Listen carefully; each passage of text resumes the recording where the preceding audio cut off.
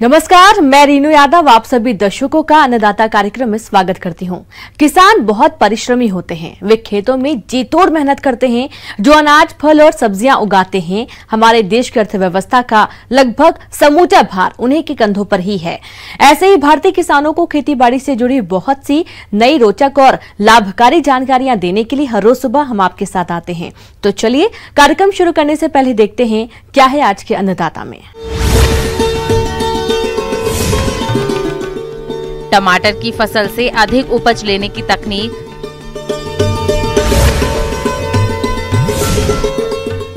गेहूं की फसल में खरपतवारों की रोकथाम के उपाय।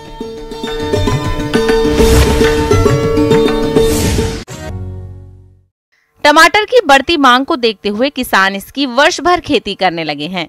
इस समय मौसम बदल रहा है, जिसके कारण फसल में कई तरह की समस्याएं आती हैं और जो किसान भाई समय पर इनका निदान कर लेते हैं, उन्हें इससे अच्छा मुनाफा मिलता है। तो किसान टमाटर की फसल से अधिक उपज लेने के लिए कौन कौन से उपायों को अपनाएं, इस बारे में जानकारी दे रहे हैं कृषि अधिकारी सुरेश यादव।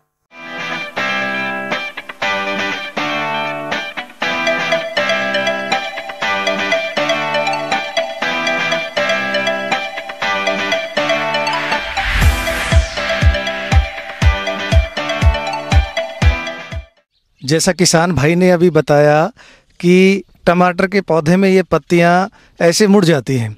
देखिए, ये एक वायरल जनित बीमारी है और इस बीमारी को हम पर्णकुंचन या मोज़ेक रोग कहते हैं। और ये जो रस चूसने वाले कीट हैं, जैसे सफ़ेद मक्खी की द्वारा संचारित होती है और जो इसका प्रकोप होता है वो अत्यधिक मात्रा में और कुछ ही समय में संपूर्ण टमाटर की फसल को ये खराब कर देती है। टमाटर की बाजार मांग वर्ष भर होने से किसानों को इसकी खेती से अच्छी आय मिलती है, लेकिन इसकी खेती में समस्याएं भी अधिक आती है। जो किसान समय पर इसका समाधान कर लेते हैं, वे टमाटर की खेती से मालामाल हो जाते हैं।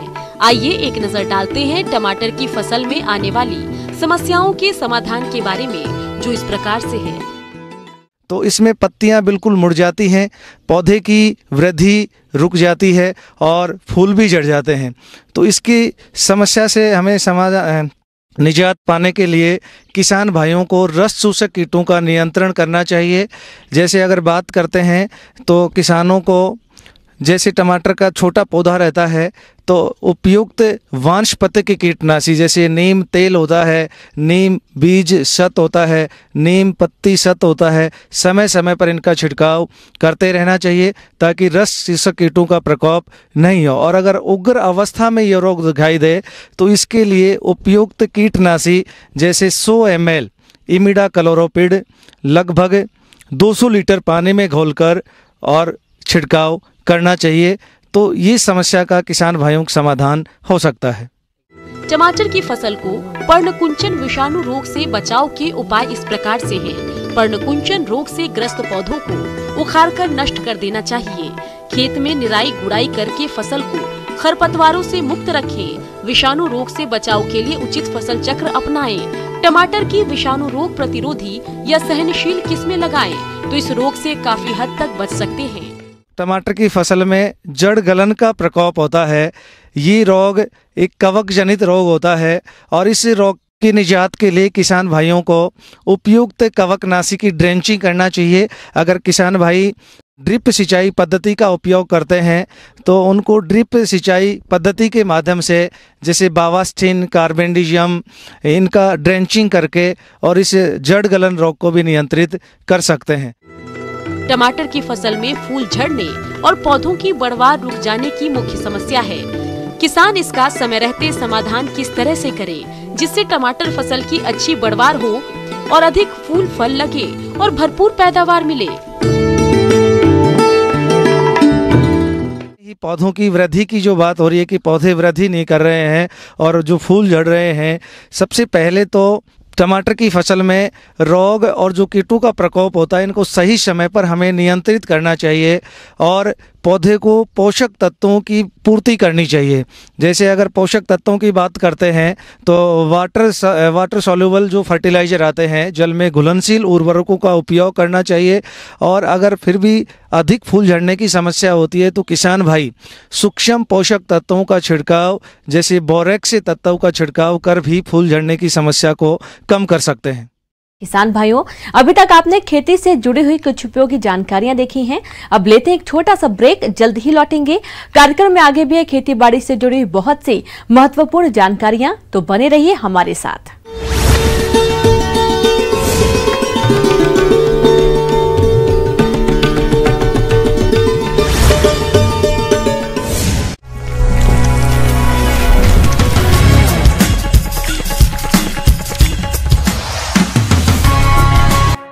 ब्रेक के बाद आप सभी दर्शकों का अन्नदाता में स्वागत है। चलिए अब रुख करते हैं अगली कड़ी की ओर।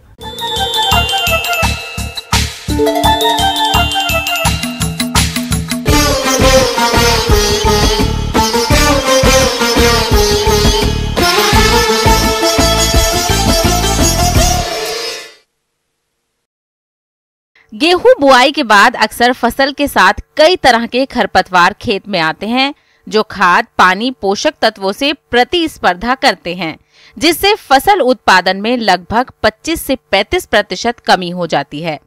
तो इस समस्या से बचने के लिए किसान समय रहते कौन कौन से उपायों को अपनाएं ताकि फसल की बढ़वार प्रभावित न हो और आने वाले दिनों में फसल से भरपूर पैदावार मिल सके, इस बारे में जानते हैं डॉक्टर महेश कुमार से। तो हम बात करते हैं गेहूं में प्रमुख खरपतवारों का। विभिन्न प्रकार के खरपतवार गेहूं में उगते हैं। इसको मुख्य रूप से हम 3 मुख्य वर्गों में बांट सकते हैं। पहला मुख्य वर्ग है चौड़ी पत्ती वाले खरपतवार, जिसमें विभिन्न प्रकार के चौड़ी पत्ती वाले खरपतवार शामिल हैं, जैसे कि कृष्णनील, जंगली पालक, हिरणखुरी तथा पार्थेनियम ग्रास। दूसरा ग्रुप है सकरी पत्ती वाले खरपतवार, जिसमें विभिन्न प्रकार के सकरी पत्ती वाले खरपतवार मुख्य रूप से गेहूं का मामा, जंगली जई इत्यादि शामिल हैं। तीसरा मुख्य खरपतवार है मोथा कुल का खरपतवार, जिसमें विभिन्न प्रकार के मोथा इत्यादि शामिल हैं। खरपतवार वह पौधा है जो किसी भी परिस्थिति में कृषि के लिए लाभदायक की तुलना में अधिक हानिकारक होता है। सूर्य का प्रकाश, स्थान और पोषक तत्वों के लिए प्रतिस्पर्धा करके पोषक तत्वों के अधिकांश भाग को शोषित कर लेते हैं, जिसके कारण फसल की विकास गति धीमी पड़ जाती है तथा पैदावार कम हो जाती है। खरपतवार फसलों के लिए हानिकारक कीटों के लिए प्राश्रयी पौधों के रूप में कार्य करते हैं। इसके अलावा फसल कटाई के समय परिपक्व खरपतवार भी साथ में आ जाते हैं और उत्पादन की गुणवत्ता को भी प्रभावित करते हैं।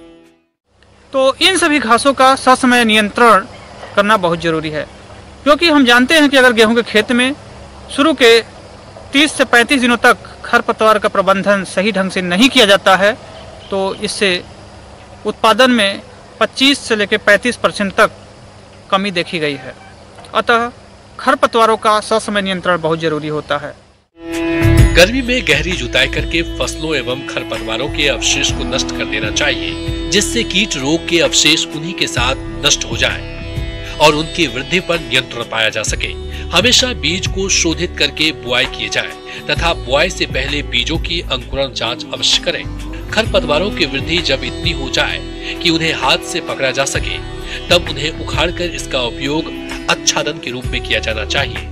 यह अवस्था फसल बुआई के 20 से 25 दिन बाद आती है। यह विधि छोटे क्षेत्रों के लिए उपयुक्त होती है। तो किसान भाइयों, गेहूं के खेत में चूँकि अब बुआई हो चुकी है, इसलिए जो पोस्ट इमरजेंस हर्बिसाइड हैं उनका ही प्रयोग इसमें संभव है। बुआई के करीब 20 दिन बाद जब आप पहली सिंचाई करते हैं, पहली सिंचाई के बाद जब खेत में चलने लायक स्थिति आ जाती है, आपके खेत में पर्याप्त नमी होती है, उस समय आप विभिन्न प्रकार के खरपतवार नाशकों का प्रयोग कर सकते हैं। जैसे कि अगर खेत में सिर्फ चौड़ी पत्ती वाले खरपतवार हैं तो केवल और केवल सस्ती दवा 2,4-D रसायन का प्रयोग करें। 2,4-D वेटेबल पाउडर भी ले सकते हैं, 2,4-D इथाइल ईस्टर भी ले सकते हैं, दोनों में से जो भी दवा हो इसका 600 ग्राम से 1000 ग्राम सक्रिय तत्व अर्थात 0.6 किलोग्राम से लेकर के 1 किलोग्राम सक्रिय तत्व प्रति हेक्टेयर पर्याप्त होता है। इस दवा को हम 800 से 1 लीटर पानी में घोल लेते हैं और बुआई के 20 से 25 दिनों बाद खेत में हम छिड़काव करते हुए पीछे को हटते हैं, जिससे हमारे पैरों द्वारा कम से कम हानि हो खेतों में और खरपतवार नाशी दवा सीधे पौधे पर पड़े रहें। तो इससे जो चौड़ी पत्ती वाले खरपतवार हैं वो नष्ट रहते हैं। लेकिन देखा गया है खेतों में चौड़ी पत्ती एवं सकरी पत्ती तथा मोथा कुल सभी प्रकार के खरपतवार दिखते हैं। तो जब सभी प्रकार के खरपतवार अर्थात कॉम्प्लेक्स बीट फ्लोरा हो तो ऐसे कंडीशन में हम किसी दूसरी दवा का प्रयोग करें, जैसे कि सल्फोसल्फ्यूरान 25 ग्राम सक्रिय तत्व को हम लेकर प्रति हेक्टेयर की दर से प्रयोग करें। इसके लिए 800 लीटर पानी में घोल लिया जाता है और इसको बुआई के 20 से 25 दिन बाद हम खेत में छिड़काव कर देते हैं। तो विभिन्न प्रकार के जो कॉम्प्लेक्स बीट फ्लोरा हैं वो पूर्णतया नियंत्रण में आ जाते हैं। कुछ किसान भाइयों का जहाँ पे धान और गेहूं का क्रॉप रोटेशन लगातार चलता है, वहाँ पर मुख्य रूप से जंगली जई और गेहूं का मामा बहुतायत रूप से खरपतवार के रूप में देखे जाते हैं। तो ऐसे क्षेत्रों के लिए हमारी एक प्रचलित दवा है आइसोप्रोटरान। आइसोप्रोटरान का 1 किलोग्राम सक्रिय तत्व लेकर के, जो बाजार में एरिलान के नाम से भी उपलब्ध है, तो एरिलान या एरिटान जो मार्केट है में उपलब्ध है, अर्थात आइसोप्रोटरान का 1 किलोग्राम सक्रिय तत्व से 1.25 किलोग्राम सक्रिय तत्व मात्रा लेकर के हम बुआई के 20 से 22 दिनों बाद खेत में पर्याप्त नमी होने की स्थिति में ही हम इसको 800 से 1 लीटर पानी में घोल करके अगर खेत में छिड़काव कर देते हैं तो इससे हमारा जो है जंगली जई, गेहूं का मामा इत्यादि नियंत्रण में आ जाता है। इस प्रकार अगर हम खेत में किसान भाइयों ससमय खरपतवार का नियंत्रण के लिए विभिन्न रसायनों का प्रयोग करें तो निश्चित तौर पे हमारे उत्पादन में बढ़ोतरी होगी। आगे और भी खेती बाड़ी से जुड़ी बहुत सी रोचक जानकारियां, पर यहाँ पर रुकेंगे एक और छोटे से ब्रेक के लिए। जल्द हाजिर होते हैं।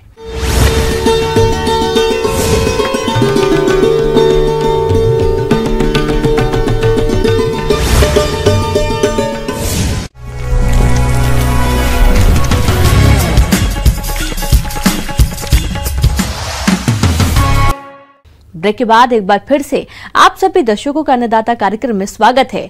बढ़ते हैं अगली प्रस्तुति की ओर।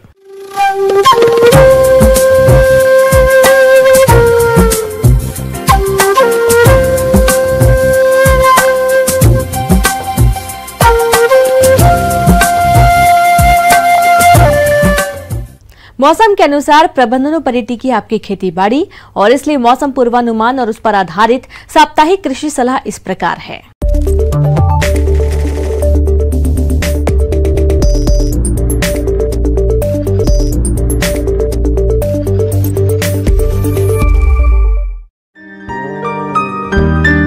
ग्रामीण कृषि मौसम सेवा मौसम पूर्वानुमान एवं कृषि सलाह जयपुर के द्वारा भेजे गए मौसम पूर्वानुमान के आधार पर किसान भाइयों को सलाह दी जाती है कि कोरोना कोविड-19 के गंभीर फैलाव को देखते हुए किसान भाई सरकार की सलाह का सख्ती से पालन करें और स्वयं की उचित देखभाल, व्यक्तिगत स्वच्छता, मास्क का उपयोग, साबुन से उचित अंतराल पर हाथ धोना तथा एक दूसरे से सामाजिक दूरी बनाए रखने पर विशेष ध्यान दें। जो किसान भाई गेहूं की बोनी करना चाहते हैं उनके लिए उपयुक्त समय चल रहा है।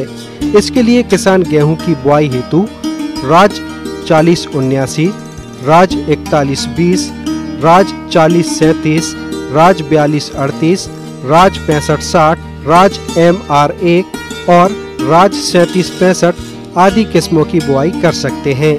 बुआई से पहले बीजों को 2 ग्राम मैनकोजेब या 2 ग्राम कार्बेंडाजिम दवा से प्रति किलोग्राम बीज को उपचारित करें।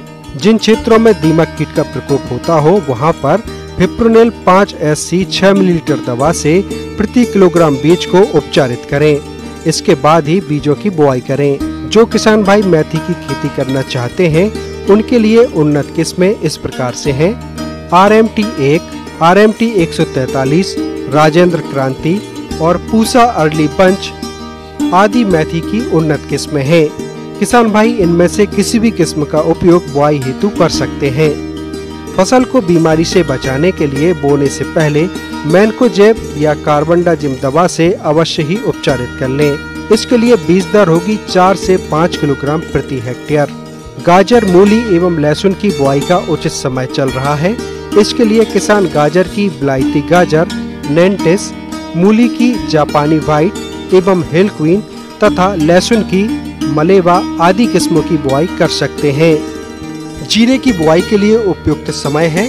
इसके लिए उन्नत किस्में इस प्रकार से हैं: GC4, RZ 223, RZ 209 एवं गुजरात जीरा 2। बुआई से पहले बीजों को कार्बनडाजिम 1 ग्राम दवा से प्रति किलोग्राम बीज को उपचारित करें। मटर की फसल में खरपतवार नियंत्रण के लिए निदाई गुड़ाई का काम करें।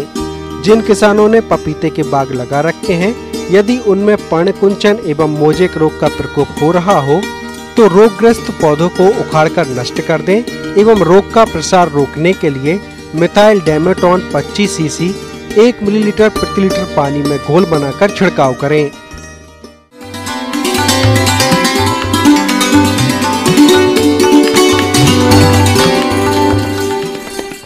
अन्नदाता हेल्पलाइन निःशुल्क फोन संपर्क सेवा के माध्यम से आपके द्वारा पूछे गए प्रश्नों में से 1 या 2 महत्वपूर्ण प्रश्न को हम अपने कार्यक्रम में शामिल करते हैं और इसी के तहत आज का चयनित प्रश्न और उसका जवाब इस प्रकार है। अन्नदाता निःशुल्क फोन संपर्क सेवा के माध्यम से पूछे गए प्रश्नों में से आज हमने जिस प्रश्न को कार्यक्रम में शामिल किया है उसे पूछा है ग्राम चेकला, जिला जालौर के कृषक दिनकर सिंह ने। आप पशुओं की देखरेख और प्रबंधन के बारे में जानकारी चाहते हैं तो दिनकर सिंह जी आपकी जानकारी के लिए प्रस्तुत है कार्यक्रम का ये अंश।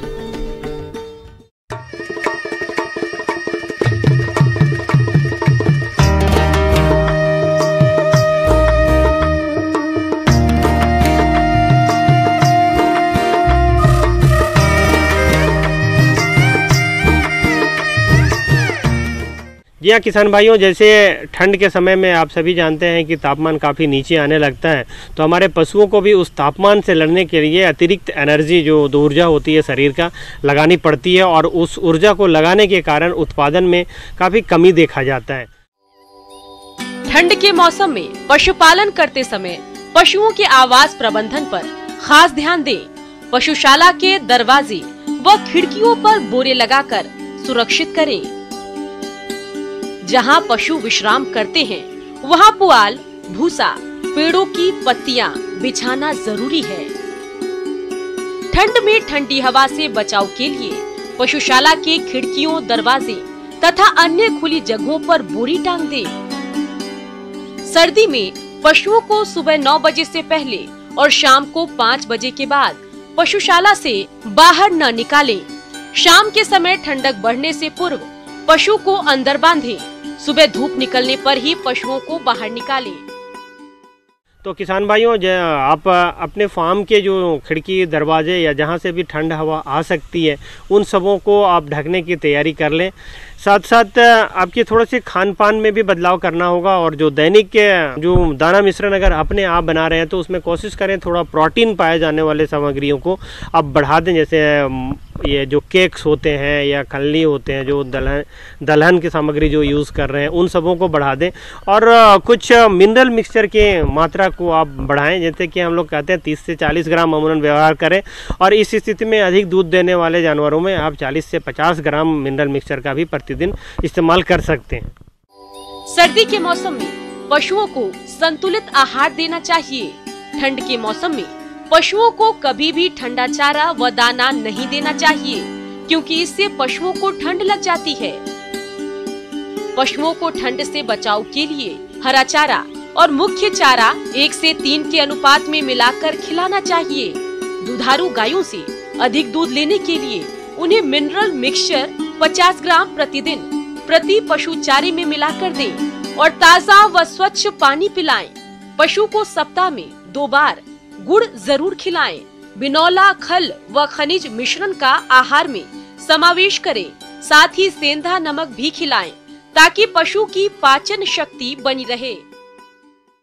जो किसान भाई चराने के लिए जल्दी निकालते हैं अपने पशुओं को या खुले में निकालते हैं वो थोड़ा सा देर से निकालें।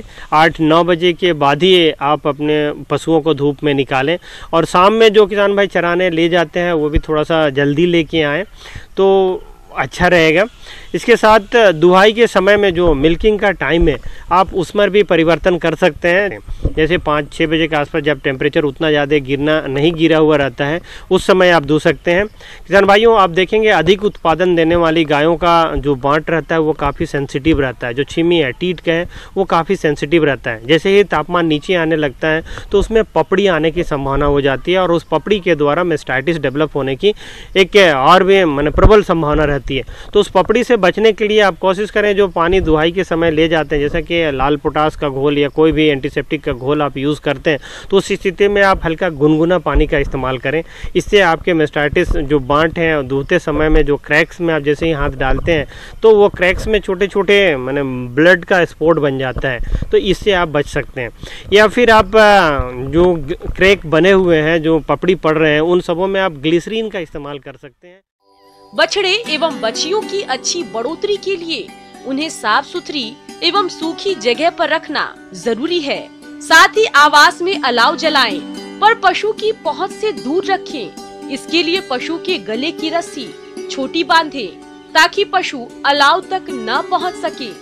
तो किसान भाई, जैसा कि अभी इन छोटे छोटे उपायों की हम लोग चर्चा कर रहे थे, इन सबों पे अगर आप ध्यान दें तो ये बदले हुए मौसम में भी आप अपने उत्पादन को नियमित रख सकते हैं और अपनी जो इनकम है उसको यथास्थिति बनाए रख सकते हैं। इसी कड़ी में जो दूसरा प्रश्न कार्यक्रम में शामिल किया है उसे पूछा है ग्राम चांदपुर, जिला अलवर के कृषक जमुना प्रसाद ने। आप पार्थेनियम घास के नियंत्रण के बारे में जानकारी चाहते हैं, तो जमुना प्रसाद जी आपकी जानकारी के लिए प्रस्तुत है कार्यक्रम का ये अंश। किसान भाइयों, जो गाजर घास है ये हमारे एक खरपतवार है और इसे कांग्रेस घास भी कहते हैं। ये फसलों के साथ साथ में जो मानव जाति है, पशु हैं, उनको भी काफ़ी नुकसान पहुंचाती है। ये बरसात में काफ़ी पनपती है हमारे आसपास भी। इससे मानव जाति को उससे एलर्जी होती है, त्वचा रोग होते हैं, दमा की बीमारी भी होती है इसके संपर्क में आने से। गाजर घास का, किसान भाइयों, गाजर घास का फैलाव है जो इसके जो बीजों के द्वारा होता है। जैसे अब गाजर घास खड़ी है, वो परिपक्व होने पर हवा के द्वारा, पशु पक्षियों के द्वारा, मनुष्य द्वारा भी एक स्थान से दूसरे स्थान पर के बीजों का प्रकीर्णन होता रहता है। तो इनके प्रकीर्णन में ये जो पशु पक्षी हैं, हवा है, इनके द्वारा इनका फैलाव होता है। गाजर घास की इस गंभीर समस्या को देखते हुए ये जरूरी हो जाता है कि आप इसके नियंत्रण के लिए उचित कदम उठाएं। इसके नियंत्रण हेतु हम सबको मिलकर सामूहिक प्रयास करना होगा।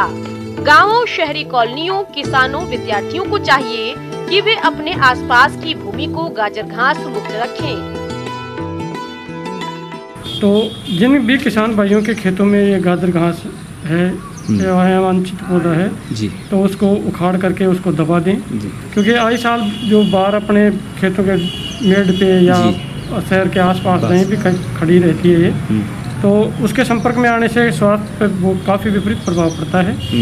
तो इसको उखाड़ करके, ये नहीं कि भाई इनको वहीं डाल दें, इनको दबाएं जिससे इनके जो बीज हैं वो भी नष्ट हो जाएंगे और उससे पशु भी अपने जैसे चारा गाय हैं उनमें चरने के लिए जाते हैं तो वो भी इसके साथ साथ में संपर्क में उनको खा भी लेते हैं, तो उनमें भी गर्भपात जैसी समस्याएं बहुत हो जाती हैं। तो किसानों से यह है कि इस घास को अपन को या जो पशुओं को जो नुकसान कर रही है या मनुष्य को नुकसान कर रही है, तो अपने इसको उखाड़ें, अपने मेड़ों से भी उखाड़ें और खेत से भी उखाड़ करके इसको दबा दें, जिससे क्या उनको एलर्जी नहीं हो, स्वास्थ्य भी सही रहे। जिन खेतों में ये जो चारागाह हैं या और हैं, उनके तो जो पैराक्वेट नाम की एक खरपतवार नाशी दवा है, उसका स्प्रे करने पर ये नष्ट हो जाती है, इसके बीज भी नष्ट हो जाते हैं। तो जो पैराक्वाट है वो उस दवा का स्प्रे करें इसके ऊपर। कि सभी किसान भाई जिनके भी यहाँ मेड़ पे या खेतों में जो ये गाजर घास है, तो इसको उखाड़ करके और सभी के साथ सामूहिक रूप से इसको गड्ढा खोद के दबाएं, जिससे इसके बीज भी नष्ट हो जाएंगे और इसके काफी संख्या भी काफी हो जाएगी। गाजर घास को जैविक तरीके से नियंत्रण के लिए मैक्सिकन बीटल, जिसे जाइग्रोग्रामा बाइकोलाराटा नामक कीट छोड़ने से इस घास पर काफी नियंत्रण पाया जा सकता है। यदि अपने देश से यह गाजर घास खत्म हो जाएगी तो फसलों से अधिक उत्पादन ले ही पाएंगे, साथ ही मनुष्यों एवं पशुओं में होने वाली बीमारियों से भी छुटकारा मिल जाएगा और हमारा पर्यावरण हमेशा सुरक्षित रहेगा। शहरों में भी एक अभियान के रूप में इनको लेकर के हम देखते हैं, काफ़ी शहरों के प्लाटों में भी काफ़ी खड़ी हुई रहती है जी। तो वहाँ पर भी ये इनको सामूहिक रूप से यदि इसको नष्ट किया जाए तो वो हो सकता है इसका मैनेजमेंट। किसान भाइयों, अन्नदाता आपकी सेवा के लिए संकल्परत है। कृषि संबंधित समस्या एवं सुझावों के लिए आप हमें इस पते पर संपर्क कर सकते हैं।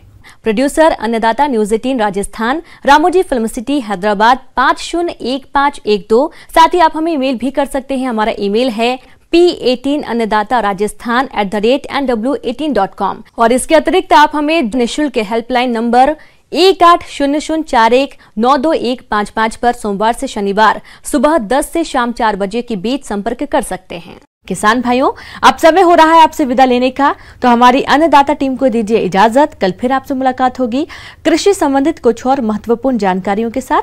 नमस्कार।